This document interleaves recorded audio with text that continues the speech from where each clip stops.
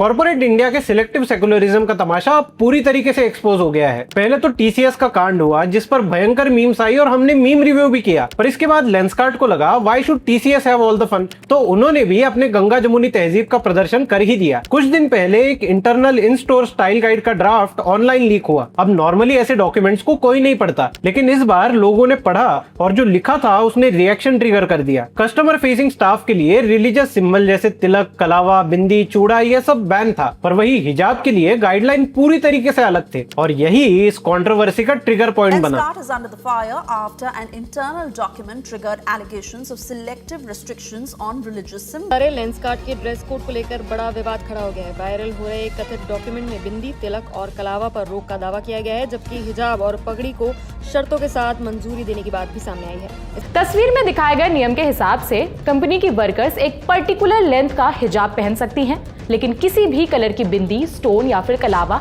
नहीं पहन सकती। मतलब तुम्हें बिंदी नहीं चलेगी क्योंकि वो रिलीजियस है, पर हिजाब चलेगा। अगर न्यूट्रलिटी है तो सबके लिए न्यूट्रल होना चाहिए, या तो सबको अलाउ करो या सबको रिस्ट्रिक्ट करो। सिलेक्टिव रिस्ट्रिक्शन हमेशा सस्पिशन क्रिएट करता है और इसी में एक पर्सनल एलिगेशन ने इशू को और एम्पलीफाई कर दिया। जील सोगाशिया ने क्लेम किया कि उन्हें अपना तिलक हटाने के लिए कहा गया था, उन्हें अपनी शिखा कट करने के लिए कही गई थी और जब उन्होंने ये सब नहीं माना तो उन्हें फायर कर दिया। મને બીજા દિવસે કાઢી મૂકેલો કે તમારે આ શિખા અને તિલક ચાંદલો છે હટાવવો પડશે। જો તમે શિખા નહીં કાપો તિલક ચાંદલો નહીં હટાવો તો અમે તમને જોબ નહીં આપી શકીએ। ऐसे कई और एम्प्लॉइज के भी वीडियो वायरल हुए। 1.5-2 साल से मैं काम कर रहा था, तो मुझे भी ये इंस्ट्रक्शन दिए गए थे कि आपको चंदन नहीं लगाना है, आपको कलावा नहीं पहनना है। मैं एज अ टेली ऑप्टोमेट्रिस्ट काम कर रहा था, तो ये सेम चीज हमारे ऊपर भी अप्लाई हो रहा था। इसके बाद कल नाजिया खान ने ऐसा काम किया जिससे पूरा लिबरल समाज मेल्टडाउन मोड में चला गया। इसलिए बंद करवाया तिलक, हाँ तिलक कलावा बंद करवाया, मोहसिन खान हो इसलिए नहीं लगा, उसको लगा तिलक।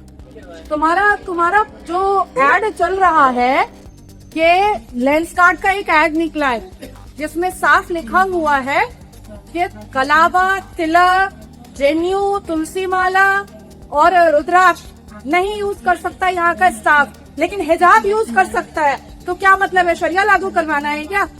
भारत देश में शरिया लागू करवाना है क्या? आरजे साइमा ने ये वीडियो देख के तिलमिला के ट्वीट किया, who is this nuisance? Why hasn't she been arrested? Who has given her the right to harass people like this? ऐसे ट्वीट साइमा ने नीदा खान के लिए नहीं किए, पर नाजिया के लिए कर दिए, जबकि नाजिया खान तो बस अकाउंटेबिलिटी मांग रही थी। But RJ Saima won't see this because you know मकसद। पीयूष बंसल ने डैमेज कंट्रोल करने की कोशिश की। लेंसकार्ट ने क्लैरिफाई किया कि डॉक्यूमेंट आउटडेटेड था, उसमें लैंग्वेज इशू था और करंट पॉलिसी में किसी भी रिलीजियस सिंबल पर रिस्ट्रिक्शन नहीं है।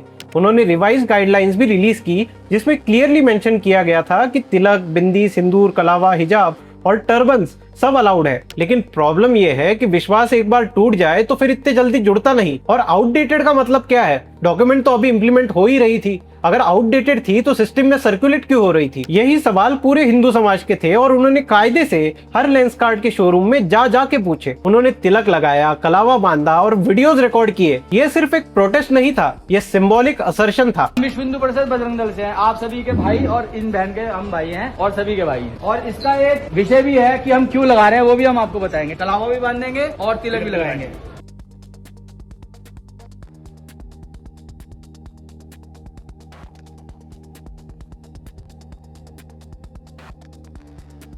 पर जितना फिजिकल लेवल पे चल रहा था उससे कई ज्यादा सोशल मीडिया हीटेड था और ट्विटर पर बॉयकॉट लेंसकार्ट ट्रेंड करने लगा। लोग पूछ रहे थे कि भारत में शरिया लागू करवाना है क्या, और इसी के साथ पीयूष बंसल के भी मीम्स चलने लगे। बट मैं आपको ये बता दूं कि ये सिर्फ एक आइसोलेटेड इंसिडेंट नहीं है, ये एक रिपीटेड पैटर्न का पार्ट है। अगर एक ही कंपनी में ये एक बार होता तो उसे मिस्टेक माना जा सकता था, पर हर अलग अलग कंपनीज में सेम तरीके की कंट्रोवर्सीज आने लगती है तो लोग नेचुरली कनेक्शन बनाने लगते हैं। क्योंकि अगर आप पिछले कुछ सालों का कॉर्पोरेट एडवर्टाइजिंग और ब्रांडिंग देखो तो एक चीज बार बार रिपीट होती दिखती है, controversies around how Hindu symbols, festivals and traditions are portrayed. चलिए एग्जांपल देखते हैं। 2024 में स्विगी ने एक पोस्ट डाला था, स्क्रू इट, पनीर टिक्का। इसमें फूड इमेजरी के साथ तिलक डाला गया था जो मॉकिंग टोन में था। पोस्ट बाद में डिलीट हो गया पर कोई स्ट्रॉन्ग क्लैरिफिकेशन नहीं आया। 2023 में एनपीसीआई के एक एड पर क्रिटिसिज्म हुआ जहां एक कैरेक्टर जिसके पास तिलक और कलावा था उसे फ्रॉड कंटेक्स्ट में दिखाया गया। उसी साल एचडीएफसी के एक विजुअल में बिंदी को नो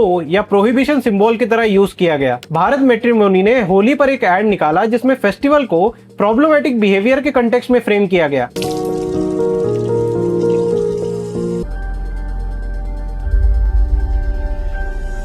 क्रिटिक्स ने पॉइंट आउट किया कि सेम ब्रांड ईद पर तो तारीफों के पुल बांध रहा था। जेके पेपर का होली कैंपेन भी बैकलैश में आया जहां फेस्टिवल को वाटर वेस्टेज के एंगल से हाईलाइट किया गया। About 4 billion people around the globe live in water scarce areas. As many as 1 billion of these people live in India. यही लोग बकरी ईद पर या क्रिसमस पर एनवायरनमेंट का ज्ञान नहीं फैलते। फ्लश फॉर हर ने एक कैंपेन में हिंदू देवी इमेजरी को कॉन्ट्रासेप्टिव मैसेजिंग के साथ यूज किया और बाद में इसे डिलीट भी नहीं किया। ब्रांड ने भले ही अपनी क्रिएटिव फ्रीडम डिफेंड की पर लोगों ने इन्हें भी आड़े हाथ लिया। 2021 में मान्यवर का एड फीचरिंग आलिया भट्ट ने कन्यादान रिचुअल को क्वेश्चन किया जिसमें सेम वोक नैरेटिव था कि कन्याओं का ही दान क्यों किया जाता है। पराया हो जाना, किसी और के हाथ सौंपा जाना, मैं कोई दान करने की चीज हूँ, क्यों सिर्फ कन्यादान? अब इसकी धार्मिक फिलोसफी पर बाद में चर्चा हो सकती है बट द पॉइंट इज मान्यवर ने ये सवाल नहीं पूछा कि हलाला सिर्फ लड़कियों का ही क्यों होता है। 2020-21 के आसपास तनिष्क का एकत्वम एड आया जिसमें क्लियर कट लव जिहाद दिखाया गया था। एड को बैकलैश भी मिला और इवेंचुअली विड्रॉ भी करना पड़ा but I think they were foreshadowing 6 years back कि हमारे टीसीएस में क्या होता है। 2021 में फैब इंडिया ने दिवाली कैंपेन के लिए उर्दू नाम यूज किया जश्न रिवाज, मतलब हिंदी और संस्कृत में दिवाली के लिए 100 नाम आ जाएंगे पर इन्हें याद आया उर्दू। अभी रिसेंटली कुको एफएम पर भी एलिगेशंस थे कि उन्होंने हिंदू थीम्स को प्रॉब्लमेटिक वे में दिखाया। की पत्नी होती है और दूसरी तरफ होता है जिस्मों का व्यापार। लक्ष्मी, दुर्गा और सरस्वती, इन्हीं देवियों का रूप माने जाने वाली मासूम लड़कियों का शरीर बनता है वैश्य दरिंदों की हैवानियत का शिकार। अब एक एक केस को अलग तरीके से देखो तो हर केस में एक्सप्लेनेशन मिल जाएगा। कोई कहेगा क्रिएटिव फ्रीडम, कोई कहेगा सोशल मैसेज देना था, कोई कहेगा प्रोग्रेसिव एंगल था। लेकिन जब ये सब एक साथ देखते हो तो तुम्हें क्लियरली एक पैटर्न नजर आता है और वो पैटर्न क्या है?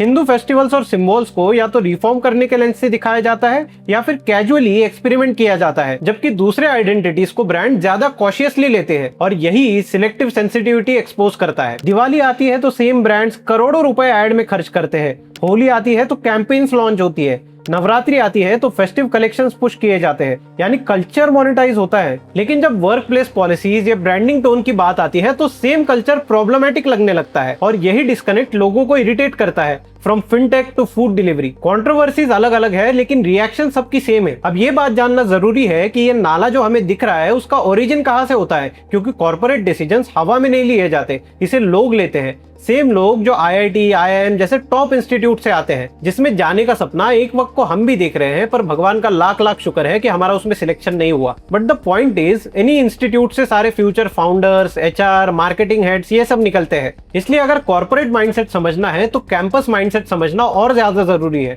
आज इन कैंपसेस में सिर्फ इंजीनियरिंग या मैनेजमेंट नहीं पढ़ाया जा रहा, ह्यूमैनिटीज और सोशल साइंस का इन्फ्लुएंस काफी बढ़ चुका है। यहाँ कास्ट, जेंडर, आइडेंटिटी, रिलीजन पर दिन रात डिस्कशन चलता है। ये डिस्कशंस इंपॉर्टेंट है पर सवाल ये है कि क्या ये बैलेंस्ड है? काफी क्रिटिक्स का कहना है कि कई कोर्सेस और सेमिनार्स में Indian traditions, specially Hindu traditions को प्राइमरीली प्रॉब्लम के रूप में प्रेजेंट किया जाता है, जबकि माइनॉरिटी असर्शंस को रेजिस्टेंस या एम्पावरमेंट के रूप में देखते हैं। और इसी चीज का इम्पैक्ट हमें आगे देखने मिलता है जब ये लोग कंपनीज में आते हैं। चलिए कुछ एग्जांपल्स देखते हैं। आईआईटी मुंबई में 2025 के अराउंड एक वर्कशॉप फ्लायर वायरल हुआ जिसमें पॉलिटिकल लीडरशिप, मतलब मोदी, शाह और योगी को नेगेटिव फ्रेमिंग में दिखाया गया। इंस्टीट्यूट ने बाद में इससे डिस्टेंस बना लिया और इंक्वायरी की भी बात हुई, बट सवाल ये है कि यह इतने अप्रूवल स्टेज तक क्लियर कैसे हो गया? इसी कैंपस पर राहोवान नाम का एक परफॉर्मेंस कंट्रोवर्सी का सब्जेक्ट बना। इसमें भगवान श्री राम, सीता मैया और लक्ष्मण के बारे में डेरोगेटरी टोन यूज किया गया था। पेनल्टीज और डिसिप्लिनरी एक्शन ने डिबेट को और इंटेंस बना दिया, but the question still remains,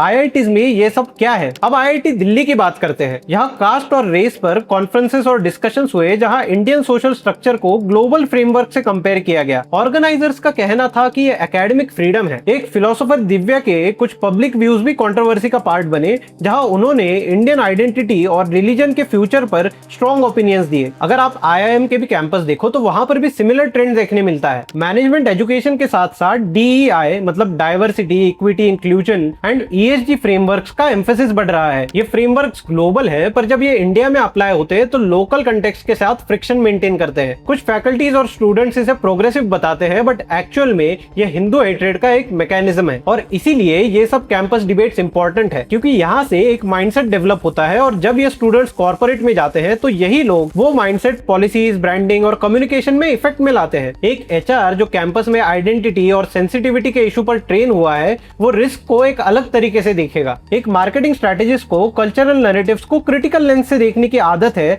तो वो एड्स भी वैसे ही डिजाइन करता है कि कुछ सिंबल सेफ है और कुछ कंट्रोवर्शियल है। ये प्रॉपर कंडीशनिंग की वजह से होता है और इसके बाद आता है कॉर्पोरेट कैलकुलेशन। कंपनीज ये नहीं सोचती कि किस चीज को टारगेट करना है, कंपनीज ये सोचती है कि किस चीज पर बैकलैश सबसे कम होगा। जिन चीजों पर ऑर्गेनाइज रिएक्शन आता है उन चीजों को इग्नोर किया जाता है। इसी प्रोसेस में कैंपस थिंकिंग, ग्लोबल फ्रेमवर्क और मार्केट बिहेवियर सब मिक्स हो जाता है। इसी वजह से एक परसेप्शन है कि कुछ आइडेंटिटीज के अराउंड ज्यादा कॉशियस रहना पड़ेगा। एक फतवा निकल गया तो कंपनी बैठ जाएगी। हिंदू क्योंकि अब तक ऑर्गेनाइज नहीं थे तो उनके बारे में कोई भी कुछ भी बोल के निकल जाता था। इसीलिए जब लेंसकार्ट जैसी कंट्रोवर्सी हुई तो वो एक टिपिंग पॉइंट बन गया। लोग सिर्फ एक डॉक्यूमेंट नहीं देख रहे थे, वो पूरा का पूरा पाइपलाइन एनालाइज कर रहे थे, कैंपस से कॉर्पोरेट तक। और यही इस डिबेट का कोर है। क्या हम बैलेंस क्रिटिक कर रहे हैं या सिलेक्टिव सेंसिटिविटी दिखा रहे हैं? क्योंकि अगर एकेडमिक स्पेसेस एक ही डायरेक्शन में क्वेश्चन करेंगे और कॉर्पोरेट उसे ब्लाइंडली अप्लाई करेंगे तो इम्बैलेंस क्रिएट होता है। और यही इम्बैलेंस जब हद से ज्यादा बढ़ जाता है तो उस पर रिएक्शन आता है। ये सिर्फ आउटरीच नहीं है,